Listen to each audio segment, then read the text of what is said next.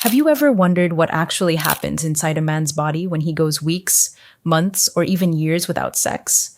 Most men have no idea what's really going on beneath the surface, and what you're about to learn might completely change how you think about this topic.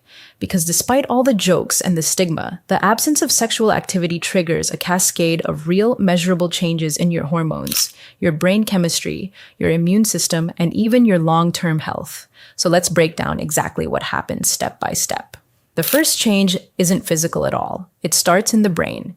Sexual activity normally releases dopamine, oxytocin, and serotonin, the chemicals responsible for motivation, bonding, and emotional stability. When sex stops, your brain simply isn't getting those signals anymore. It's like suddenly removing a key ingredient from a recipe. That's why men in long dry spells often feel more irritable, less driven, and mentally flat. It's not weakness, it's chemistry. Your reward system is getting less stimulation. Next comes testosterone. And here's where most people get it wrong. A lot of men think abstinence increases testosterone because they're saving it up. But biologically, that's not how it works. Regular sexual activity actually tells your body to keep producing testosterone at healthy levels. When you go long periods without it, the body slows production because it senses less demand. Over time, that drop can affect your energy, muscle maintenance, mental sharpness, confidence, and even heart health. It's one of the quietest but most important shifts that happens during prolonged abstinence.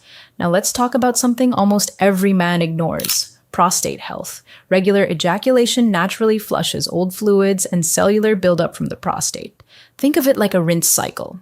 When months or years go by without ejaculation, that fluid simply stays there. And multiple studies have shown that men who ejaculate more often have a noticeably lower risk of developing prostate cancer.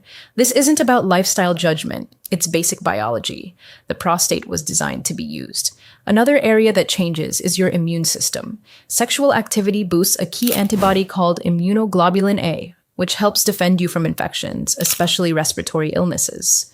Men who are sexually active tend to have slightly stronger immune responses.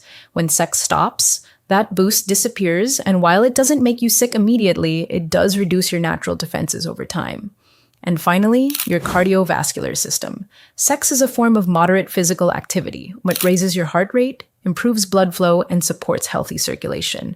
Men who have regular sex often show better blood pressure and better heart rate patterns. When that activity disappears, especially if you're not exercising regularly, the cardiovascular benefits disappear too.